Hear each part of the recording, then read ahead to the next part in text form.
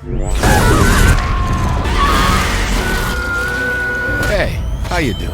I hope you're doing well. I have to confess, I was never a huge X-Men fan.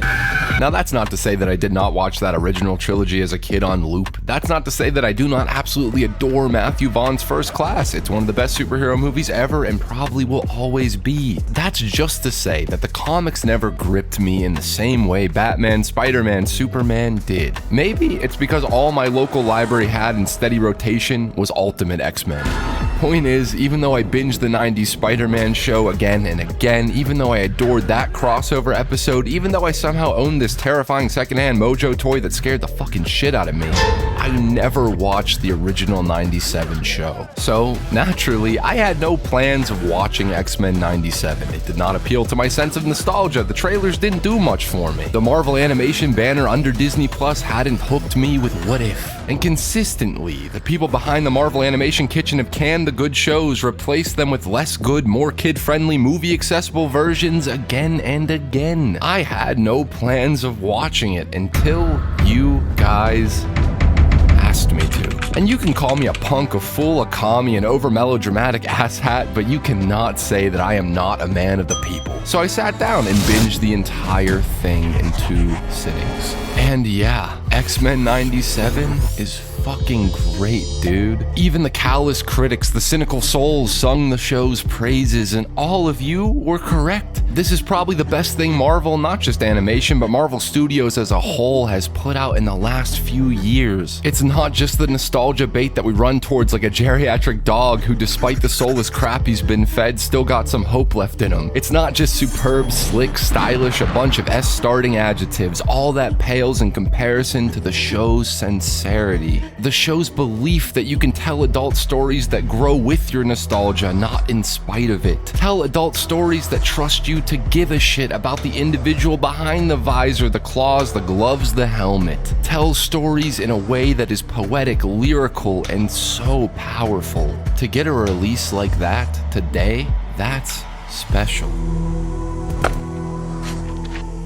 But before I babble on about X-Men, I'd like to thank the sponsor of today's video, Babbel. In my head, I'm a lot like Charles Xavier. I'm dead and always trying to improve myself and my connection with others. What better way to do that than to learn another language with Babbel? Scientifically proven to help you start speaking a new language in just 3 weeks with lessons created by 650 plus real language experts. Babbel is one of the top language learning apps in the world. Here's a true story. When we were filming Jason, we chose this beautiful local Hispanic grocery store to film in after hours. Turns out there was a huge language barrier between myself and the employees who were kind enough to let us shoot a movie in their store. I regret not having Babbel back then because when I almost pissed myself halfway through a take, I could not remember how to ask, "Donde está el baño? Me voy a orinar." Babbel would have saved my bladder from hours of pain and me a lot of embarrassment for not knowing basic Spanish. The weather is getting nicer, the sun is shining a little brighter, summer is right around the corner, and just like the weather, your language learning journey doesn't always have to follow a straight line. Learning something new is hard as hell, and that's okay. Wherever you're starting from, Babbel's got your back, helping you refocus and recommit to reaching your language learning goals. Babbel prepares lessons that are simple, easy to absorb, and guided toward learning real-life conversations in whatever language you choose. Think of the app like your own personal language coach, here for you whether you're on the toilet, watching TV, or getting ready to start your day. So do yourself a solid and check out my link in the description to get 60% off your subscription, and also access their amazing discount on their lifetime subscription for Memorial Day. Leave me a good old comment down below and let me know which language you plan to learn. Thanks, guys.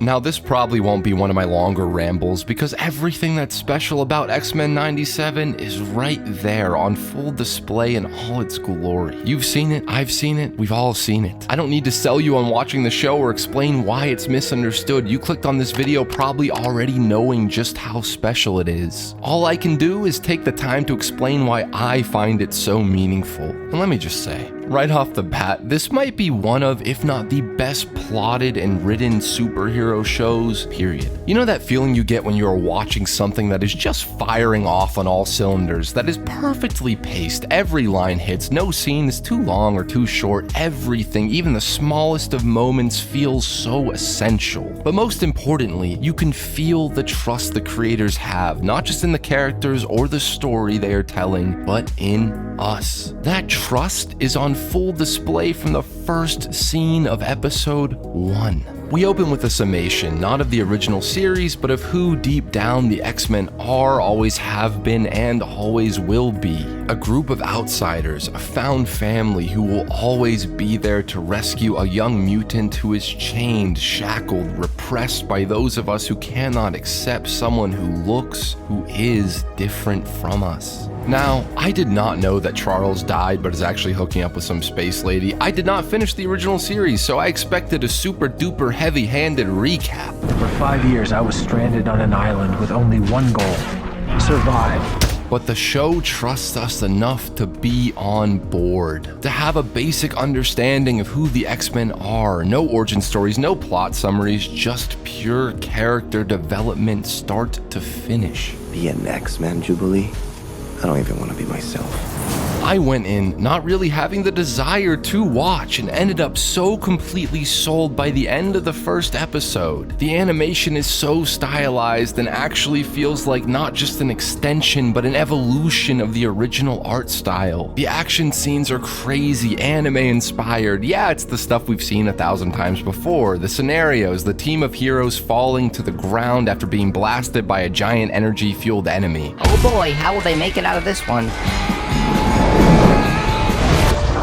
But the creators know we are growing numb to seeing the same thing again and again, and instead of trying to subvert it, it evolves. It takes the challenge. What is the coolest way the X-Men can fall from the sky and fight Sentinels? What is the most condensed, fast, yet so exhilarating cool way to execute that?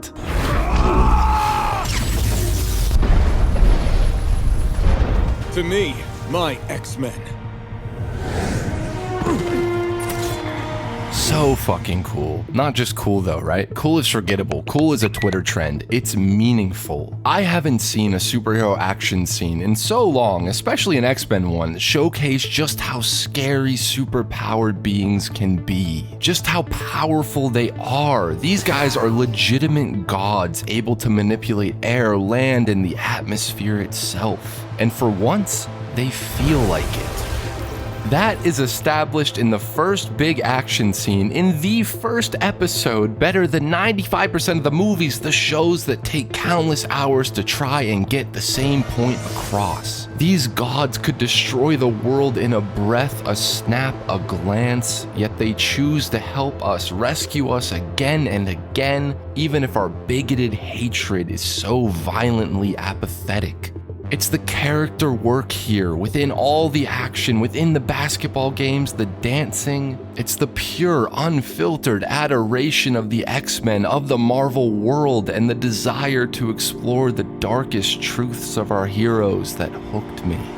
We all know Wolverine is a truly traumatized, broken soul. That's his thing. There have been 42 movies about that thing, with him and his twisted heart taking center stage. Same goes for Magneto, Eric, or Magnus. I always called him Eric, but I guess he goes by Magnus as well. I did a Google search when they kept calling him Magnus, and I was like, oh shit, it's Eric and Magnus. And it's both, and it's actually Max too, so you know, I'm a fake fan. Point is, we have seen their stories explored with nuance, depth, and empathy on the big screen. But what about Scott Summers, Jean Grey, Rogue, Gambit, Storm? I figured that they would take more of a spotlight, as they finally should, but what I did not expect was just how well the creative team would make every single character so empathetic, so tragically human. It must be an impossible task to balance so many voices in the writing, to give every character a chance to not only shine their light, but to scream their fears. Somehow, they do it, and they do it with such grace. Using the third episode to establish our heroes' worst insecurities and fears through trippy hallucinations is so damn smart. Episodes 1 and 2 gave us classic X-Men, classic action, setting up the plot. But 3 is where you really start to understand each and every one of them. Some brilliant somebody once said the 3 things you need to know about a character are: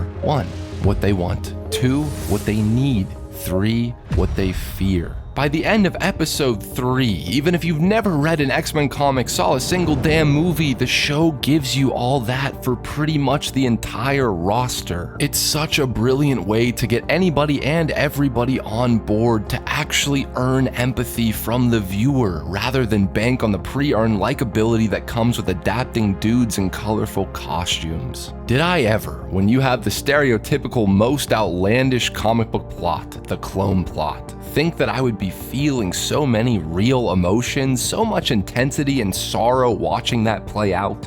No. Did I think they would take the time to allow Scott to be confused about which gene he fell in love with? Take the time to explore just how much of a mindfuck that would be? Did I think they would use said clone plot to give us trippy psychedelic birthing giant baby life death 2001 sequences?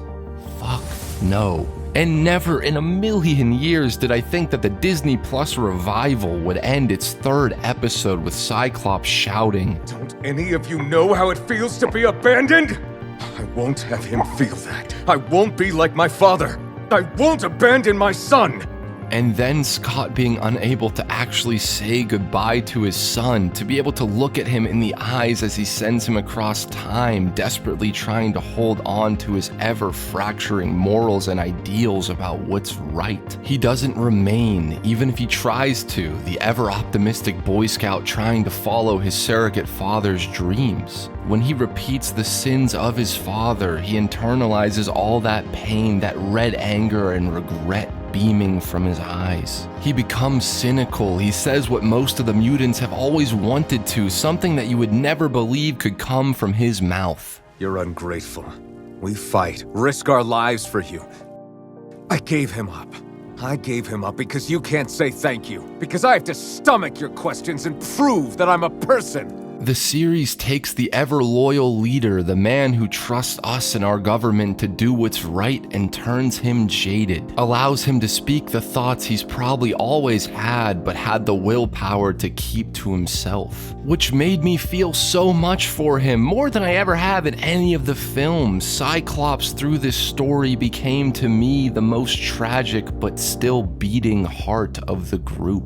The story, the writing, the directing, the artistry, it takes these broad comic book strokes, clones, time travel, end-of-the-world scenarios, and love triangles, and imbues them with palpable humanity, making them deeply resonant. Going into a video game and realizing it's about the dangers and bliss of nostalgia, trippy horror sequences with giant fetuses being about the fear of abandonment and abandoning, a classroom of skeletal students that you believe you failed, mutating reflections of depressions and guilt, the whole 9 yards. All so jam-packed with so much substance, I think it's self-explanatory and kind of beautiful that the creators chose to spend so much time literally in the heads of the X-Men. Rogue, Gambit, Magneto, that triangle could, and in most comic book adaptations would, feel completely contrived, soulless, cheap drama for the sake of it. But instead showcases the tragedy of not being able to touch the one that loves, touch anyone that could love you. Your heart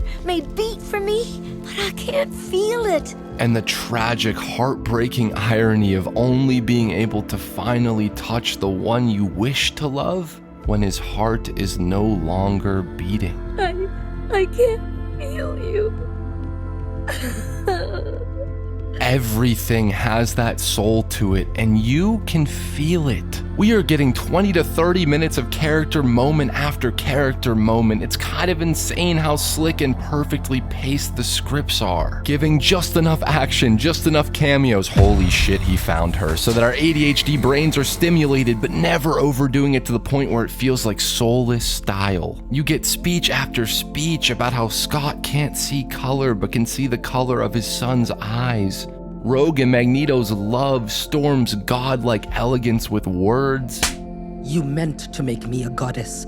Instead, you have fashioned a fool. The writing is so full of poetic lines that it gives them out for free, mixed in with the comic book camp. It's a soap opera, it's a statement, and it's all so sublime. It's the fact that Madeline is refused care when she's about to give birth, or the idea that Magneto partly wore the helmet so he did not feel the power, the purity of his friends, his brother's love for him. isolating himself in his hatred. It's the tears streaming down Eric's face as he makes the choice not to end the lives of the hateful, the powerful, the all-consuming. He could drop them, send them crashing down upon us as they later will do to him and his people. It's all too telling that he practiced restraint when we never will. It's Storm's breaking point after all she's been through, being the shock of thunder. It startles her. For the first time, she has to fear her own power. She is no longer a part of the winds, the sun, the rain. She can no longer feel any of it. It's Jean and Scott reminiscing, reflecting, physically separate but so together, remembering the why of their love when that love is and will always be filled with such tragedy. It's the bomb going off in Genosha, a shocking moment being bookended emotionally by Rogue wanting to help her friend, but physically being unable to heal, to comfort. How can a hero not be a healer? Maybe they don't think they're heroes at all. It's Cable taking that extra second to look at a family photo, wondering what could have been. It's taking the time during the huge climax to find a way to put a goofy, fun, but all too sweet moment where a severely fucked up son can be told to put his seatbelt on and laugh at the fact that dad bought a Porsche. A funeral for a fallen friend can be silent, without music, the grief so thick in the air that the only thing cutting it is the rhythmic sound of the rain. A comic book coming out scene doesn't have to be classically cliche. It can, and in reality, too often does, end with a mom telling her child to be discreet about his truth, to hide it, repress it. It's introducing the main villain, someone who I had no prior knowledge of, by having him force Eric, a man who has spent his entire life trying, promising to never feel powerless again, forcing him to remain still, to not fight. The most mundane act of shaving made so powerful and gruesome. It's Eric having trauma flashbacks to the Holocaust, to all the loss and pain in his life, and using that pain to protect an innocent. To lie and assure him not to be afraid, even though his life, if he ever got to live it, would inevitably be filled with fear and pain. It's doing something different with Magneto, having him lead the X-Men, having him ask us, the people, the humans, to please allow him to be good. Do not make him be bad. Please prove him wrong. We, the viewer, want to, but we know he's right. Everyone everywhere will always know he's right. Even if we and he want so badly for him to be wrong. There's a beautiful tragedy, truth in that. It's ending at the same point we always do, Charles and Eric's battle of philosophies, only this time it's nearly impossible to empathize with humanity, nearly impossible to side with love. It's having the true climax play entirely in the minds of these brothers, always and forever trying to warm each other amidst the shivering tides of trauma. It's all these moments back to back, so stuffed full of rawness, that rawness and realness that made us fall in love with the Marvel Universe, that rawness and realness that has been all too lacking from the big screen. In a world where everything is nihilistically nostalgic, where companies pretend they give a shit about your genuine love of these characters and what they meant to your childhood, where everything is a parody, a joke, a Heineken commercial. Go fuck yourself. X-Men 97 is sincere. It's not stagnant in its nostalgia. It's grown up just as you and me, these characters, have. It's what every piece of nostalgia bait and premise should do. It has the soul of what you loved, but the trust in you and us to want more. It's strange because this show feels so anti-modern day MCU in its thought process and in its execution, which is maybe why so many fans and critics alike are hailing it as the best thing Marvel has put out in years. Whereas the movies are playing it so severely safe, bringing back CG monstrosities of what you once loved 10 years ago, bringing them back so that we can clap like trained circus seals right on cue, bringing them back just so the character that was your hero, your whole world when you were a kid, can repeat the same dialogue uttered 10 years ago. Clap, clap, Time passes, the buzz dies off, you sober up and realize that this was not the story you once loved. This was not the continuation that you fantasized about long ago. This was a shameless corporate ploy that treated you like a child who will and will always willingly pay to never grow up. We relate to the story of the outsider because we are all in our own ways boxed in, unseen, trapped in our minds and identities, hurting so much with nowhere to share it. We always will relate to that. It's only when the monopolies behind these heroes, these outsiders, decide we no longer have the ability to grow, that we no longer feel seen or saved by them.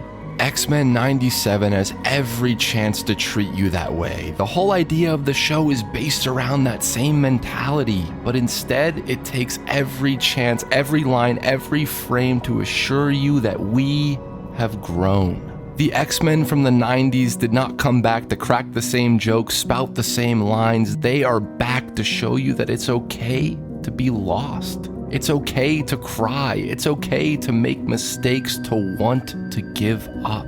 The characters have grown, the stories can grow. And when you have something that understands that dedicates itself to fulfilling that belief, we, the audience, will respond with an overwhelming praise that won't fade. A genuine love isn't a trend. Genuine love is something that should not be special, but too often is. And I think X-Men 97 is pretty special.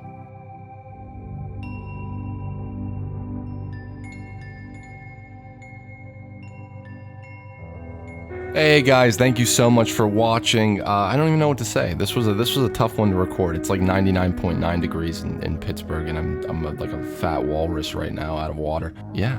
Have a lovely, lovely, lovely, lovely day.